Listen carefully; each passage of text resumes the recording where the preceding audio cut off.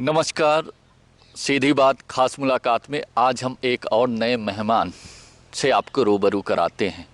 बिंद के उभरते हुए सिंगर, रॉक स्टार स्टाइल में स्टेज परफॉर्म करने वाले सिंगर मृत्युंजय सिंह से आपको हम रूबरू कराते हैं। आज हम उनके बारे में उन्हीं से जानते हैं कि उन्होंने सिंगिंग के क्षेत्र में, गायन के क्षेत्र में कैसे कदम रखा, कैसे उनकी शुरुआत हुई। सबसे पहले हमारे news channel MP live news में आपका स्वागत है मृत्युंजय जी। धन्यवाद, बहुत बहुत धन्यवाद। आपकी शुरुआत सिंगिंग क्षेत्र में कैसे हुई, कैसे लगा आपको कि हमें गाना चाहिए, कहाँ से आपके मन में प्रेरणा जागृत हुई, अपनी पूरी कहानी बताइए। एक्चुअली क्या था कि जो मतलब हमारे घर का माहौल था, हमारे दादा और पापा, चाचा लोग कोई भी मतलब इस फील्ड से बिलोंग नहीं करते।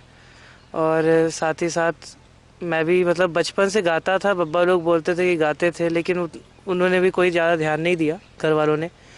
और जब 7th क्लास पे आया तब टीचर्स को मेरी वॉइस पसंद आई और ले जाके मतलब 26 जनवरी या 15 अगस्त को खड़ा करके गवाते थे कि चलो तुम भी आ जाओ, गाओ साथ में। और उसके साथ साथ ऐसे ही मेरा टाइम बीतता गया। देन 12th जब मैंने पास आउट किया, देन उसके बाद मैंने 1 साल का ड्रॉप लिया। उसमें ये था, मैं अपने खुद के सोचने के लिए किया हुआ था कि मतलब आगे मुझे करना क्या है। तो उस बीच मैंने ये डिसाइड किया कि मतलब म्यूज़िक किया जाए, क्योंकि हमारे बीच में 1-2 लड़के ऐसे थे जो म्यूज़िक से थे, अच्छा फेम पा रहे थे, नाम था, जहाँ कहीं खड़े होते लोग बाग उन्हें पहचानते थे। तो मतलब एक नाम का वो था, तो उसको लेके मैंने म्यूज़िक स्टार्ट किया। पहले गुरु थे मेरे उस्ताद याकूब खां साहब, उनसे मैंने सीखा करीबन साल भर। देन फिर जितनी भी बाकी की जो तालीम थी वो मैंने पंडित राजकिशोर मिश्रा गुरुजी से मैंने ली, मैदानी में रहते हैं। और उनसे मैंने क्लासिकल सीखा, प्लस लाइट का थोड़ा बहुत पैटर्न सीखा।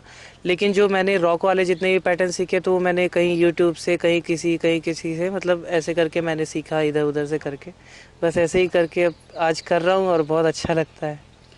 तो आपका कहना है कि आपकी शुरुआत स्कूल से हुई, आपको विरासत में सिंगिंग नहीं मिली थी, है ना। हाँ स्कूल में आपको यानी 26 जनवरी, 15 अगस्त या कोई वहाँ स्पेशल ओकेजन होता था, हाँ, या वार्षिक उत्सव होता था, बिल्कुल। तो वहाँ पे आपको गाने का अवसर दिया। जी बिल्कुल, वहाँ पे मेरे को गाने का अवसर दिया जाता था। हमारी जो क्लास टीचर हुआ करती थी बीएनपी स्कूल में, श्वेता मैम, उनका भी बहुत ज़्यादा श्रेय जाता है मेरे को आगे बढ़ाने के लिए।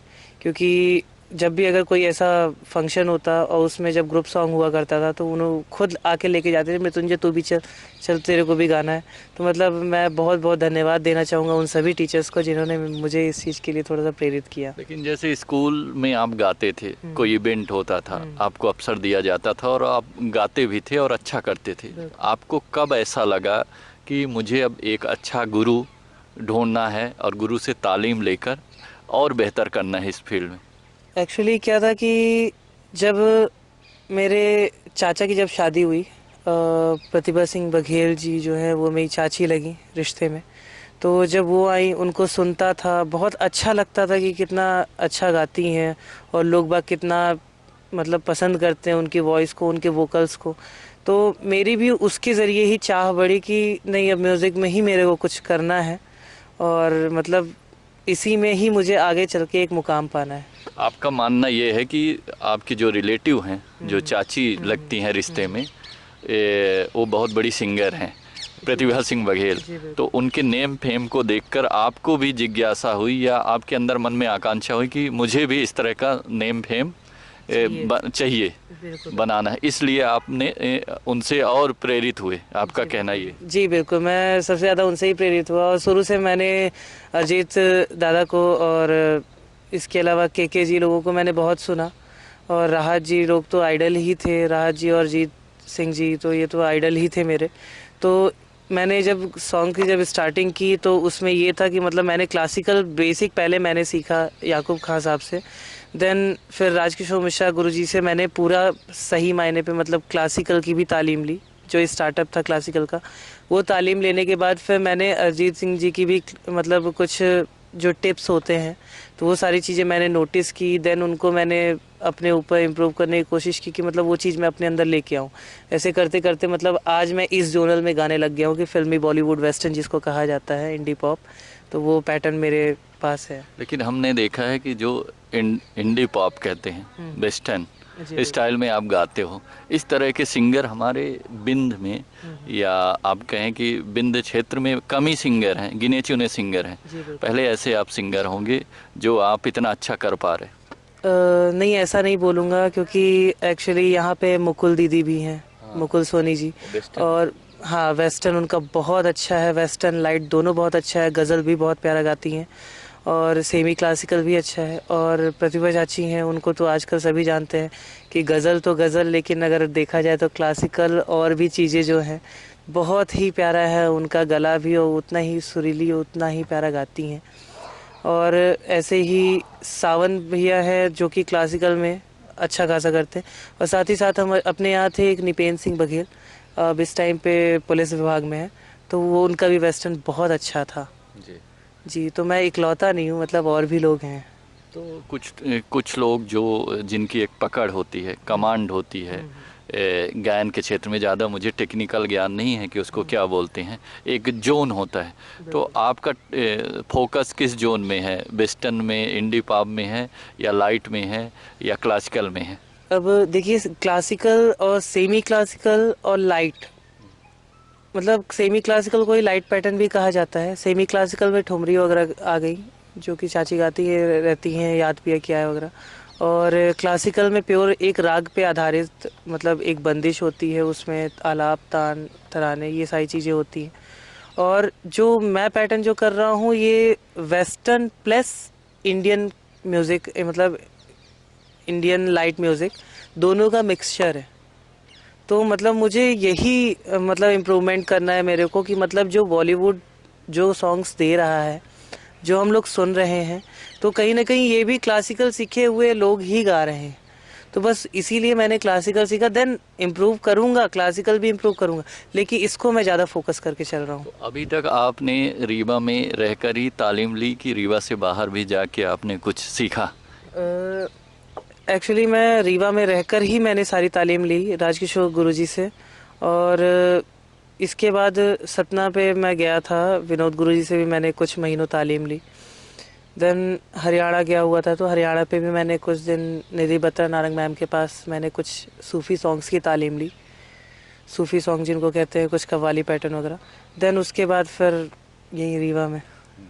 आगे क्या करने का प्लान है? रीवा में ही रहकर कुछ अच्छा करना है, रियाज करना है और बेहतर करना है, कि रीवा से बाहर निकलना है, आपको बॉलीवुड टच देना है, भोजपुरी टच देना है, या फिर टॉलीवुड? दुनिया भर के वुड हैं हमारे देश में। नहीं, तो बिल्कुल ये चीज़ मैं मानूंगा, टॉलीवुड है, बॉलीवुड है और भोजपुरी भी है, लेकिन टॉलीवुड बॉलीवुड तो मूवीज़ में आ गया है ना।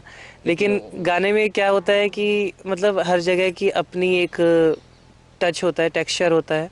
जैसे छत्तीसगढ़ चले जाएंगे तो वहाँ पे राई वगैरह ज़्यादा चलता है, और अपने विंध्य क्षेत्र में बघेली चलता है, और यूपी बिहार तरफ भोजपुरी चलता है। तो ऐसे अगर मैं कहूँ कि मैं मतलब किस में ज़्यादा प्रेफर करूँगा, तो एक्चुअली मैं बॉलीवुड वेस्टर्न को ही मैंने हमेशा लेके चला है। और अगर मैं आगे भी बढ़ूँगा, मतलब आगे तो बढ़ना ही है मेरे को, रीवा छोड़ के भी आगे निकलना है मेरे को। तो मैं अगर कहीं भी जाता हूँ तो मतलब मैं ये अपना जो ये वाला जोनर है, ये मैं नहीं छोड़ सकता।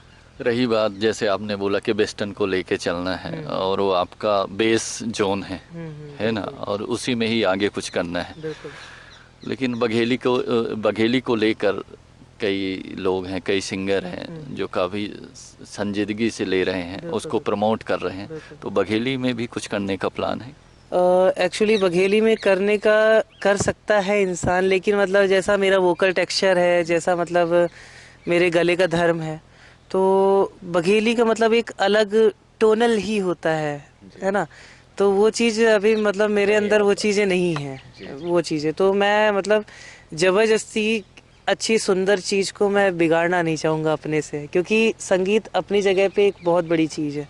आपके जीवन में कोई ऐसा मेमोरेबल कोई ऐसा इवेंट हुआ हो ये जो आपके लिए आपके जहन में से ना निकल रहा हो, या कोई ऐसी घटना रही हो जो संगीत में कहते हैं कि आपको ऐसा महसूस हुआ हो कि मुझे सब कुछ मिल गया, किसी से आपको ऐसा इंस्पायरेशन मिला हो, किसी ने इंस्पायर किया हो, किसी स्टेज में किसी ने आपको प्रोत्साहित किया हो, ऐसा कोई क्षण या कोई पल बता पाएंगे हमारे दर्शकों को?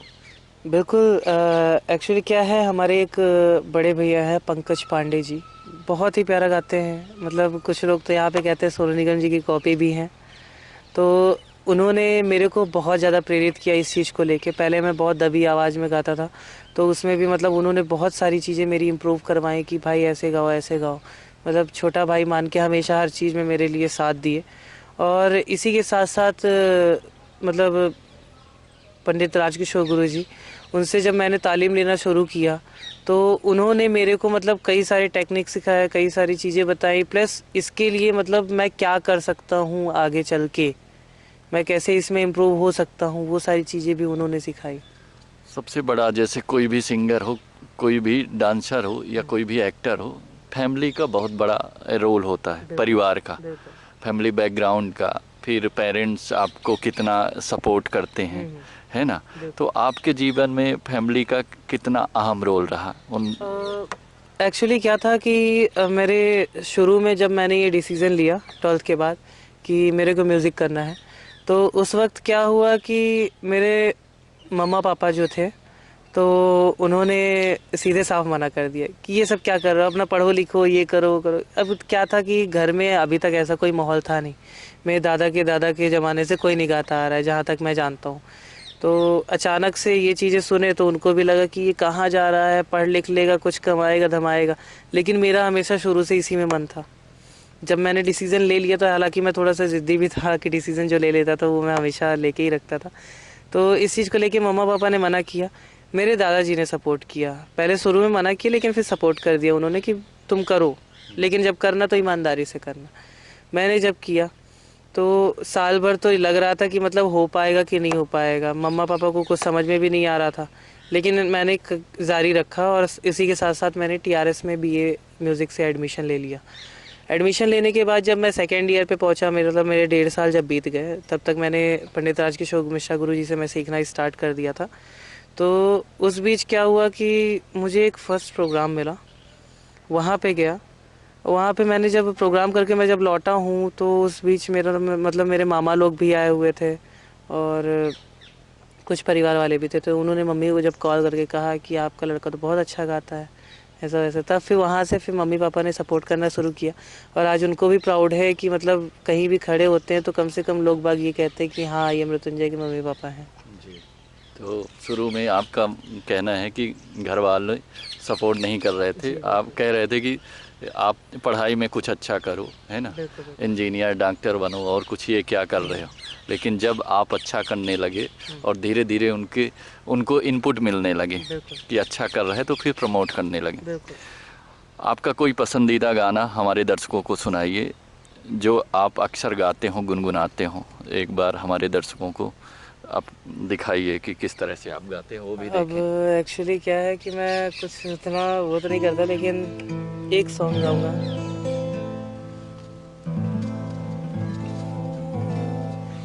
वो लम्हे, वो बातें कोई ना जाने, ये कैसी रातें हो बरसातें, वो भीगी भीगी यादें, वो भीगी भीगी यादें,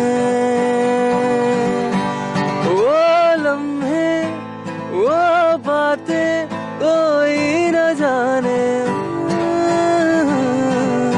ये कैसी रातें हो बरसातें, वो भीगी भीगी यादें, वो भीगी भीगी यादें। ना मैं जानूं ना तू जाने कैसा है ये मौसम,